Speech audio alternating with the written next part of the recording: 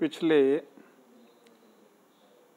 कुछ वीडियो में हमने एक सूत्र का अध्ययन किया, युष्मद् अस्मदोर अन्यतरस्याम खञ् च। जो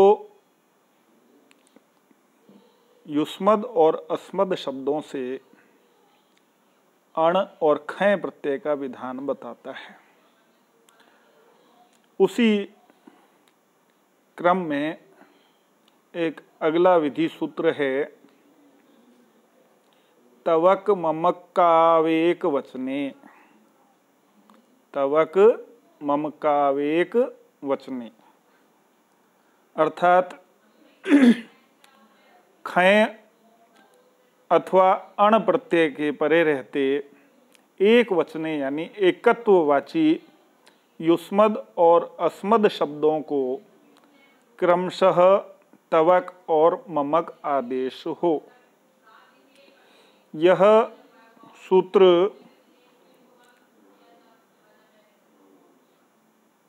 उसका अपवाद सूत्र है, या यूँ कहें उसी क्रम में एकत्व की विवक्षा को व्यक्त करने के लिए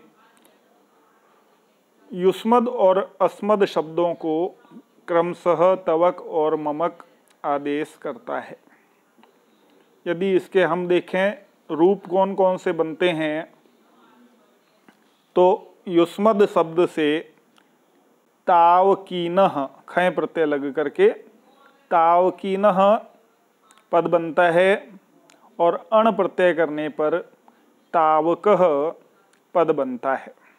इसी प्रकार अस्मद् शब्द से खञ् प्रत्यय करने पर मामकीनः और अण प्रत्यय करने पर मामकः पद सिद्ध होता है। अब इनकी यदि हम रूप सिद्धि देखें तो तावकीनः और तावकः, पीछे प्रक्रिया हम कई वीडियो में लगातार अलग अलग रूप में हमने प्रत्येक शब्द को सिद्ध किया था।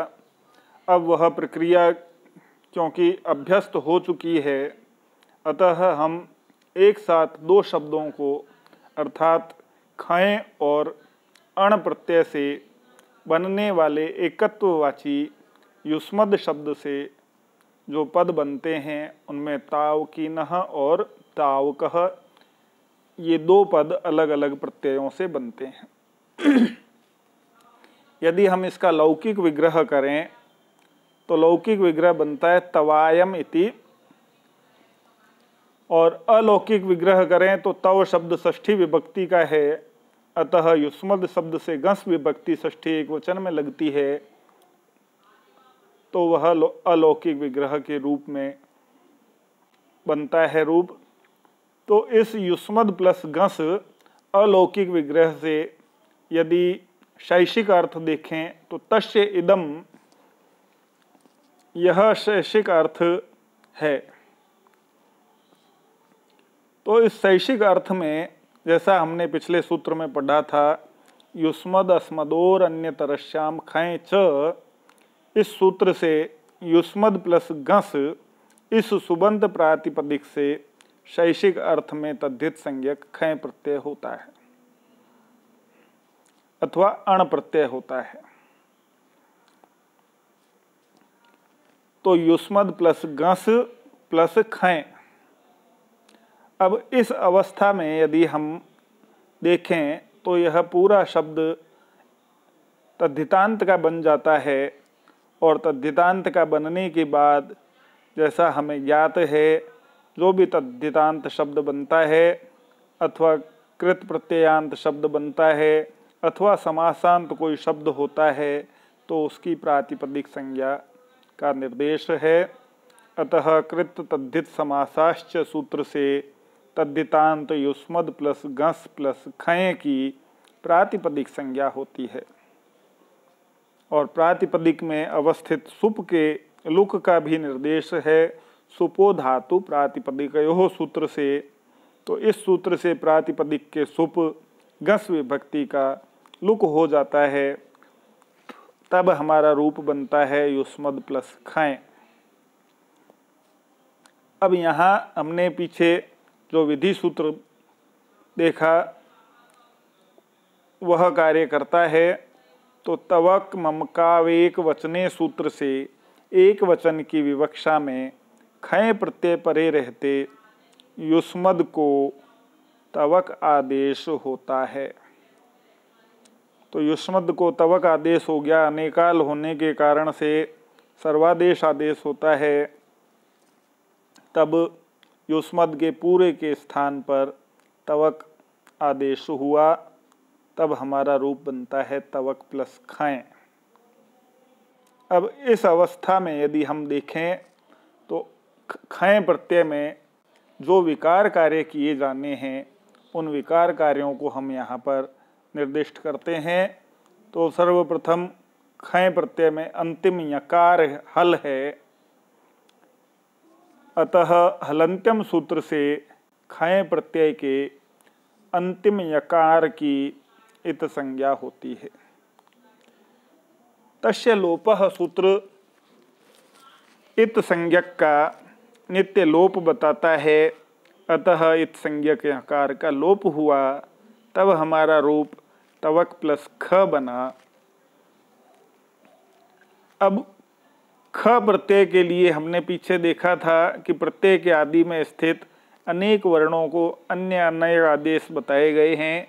तो वह सूत्र है आय नेई नीयी यह फ ढ ख छ घाम प्रत्ययादि नाम।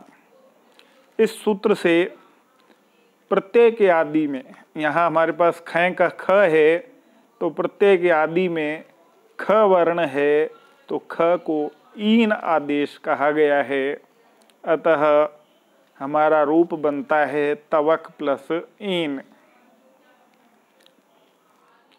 तदुपरांत खय प्रत्यय ञित है, अतः ञित होने के कारण तद्धितेष्वचामादेह सूत्र से ञित के परे रहते तवक के आदि अच अकार को त में स्थित अकार को वृद्धि आदेश होता है, तब हमारा रूप बनता है तावक प्लस ईन।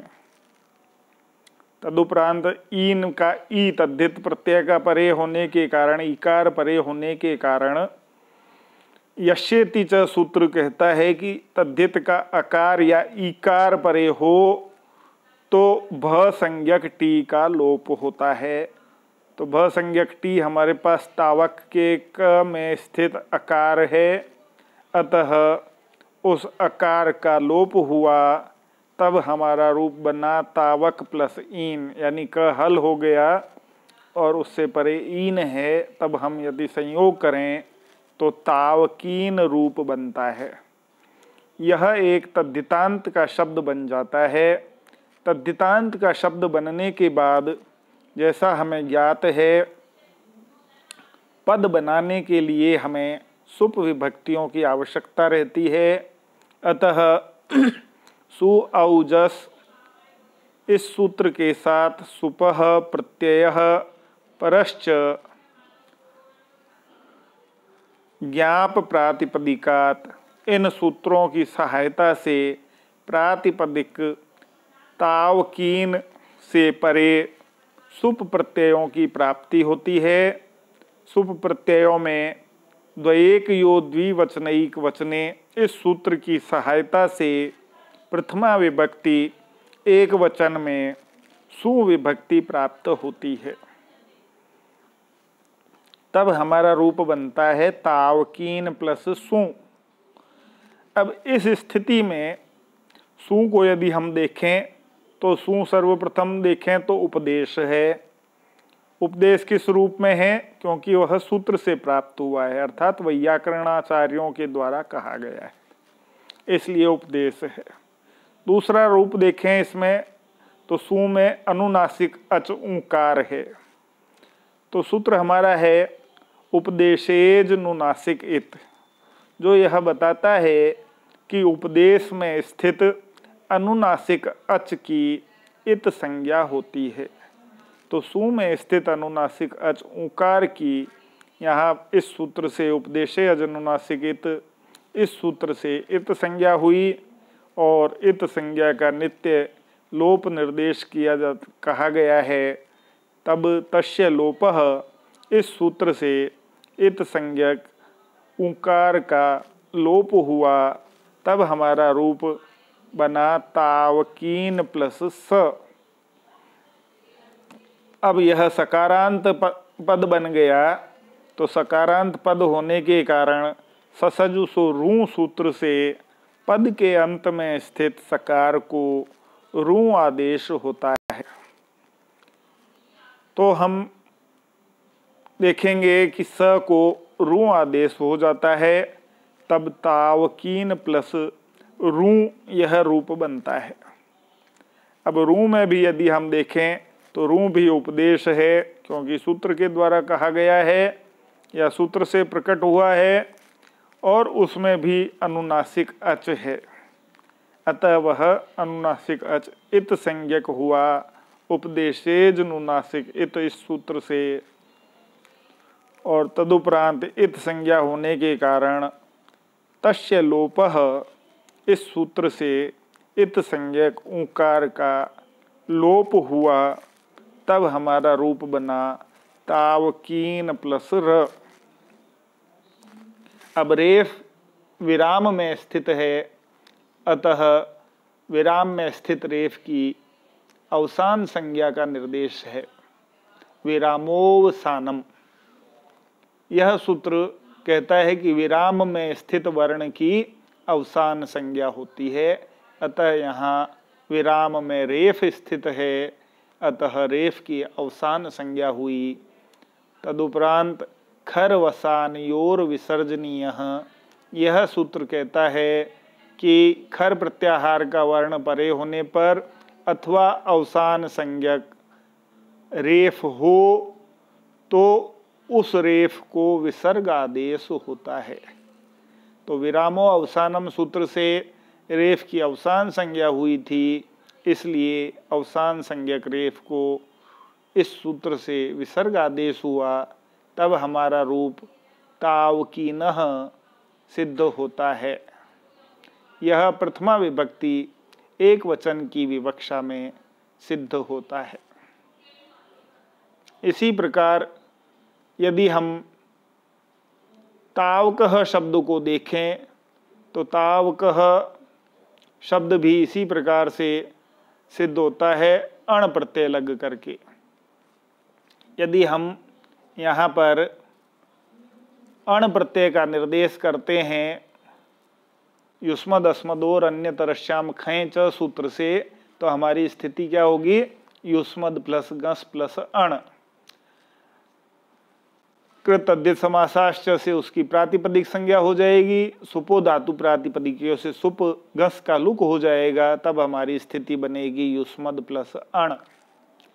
तदुपरांत विधि सूत्र तवक ममकाव एक वचने सूत्र से एकत्व की विवक्षा में अण प्रत्यय परे रहते युष्मद को तवक आदेश हो जाता है, तब हमारी स्थिति बनती है तवक प्लस अण।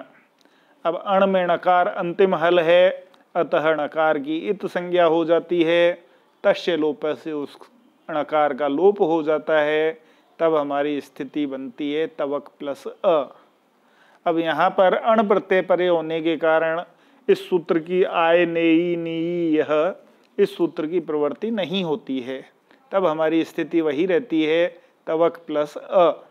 तदुपरांत अकार परे होने के कारण तद्धितेष्व चाम आदेश से तवक के आदि अच को वृद्धि आदेश हो जाता है, तब हमारा रूप बनता है तावक प्लस अ। और यश्यति च सूत्र से अकार परे होने के कारण तावक की टी का लोप हो जाता है, अर्थात क के अ का लोप हो जाता है, तब तावक शब्द बन जाता है।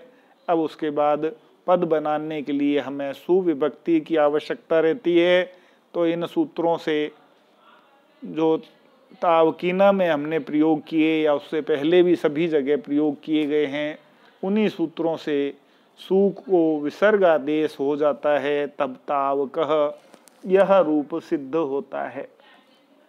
तो यह हमारी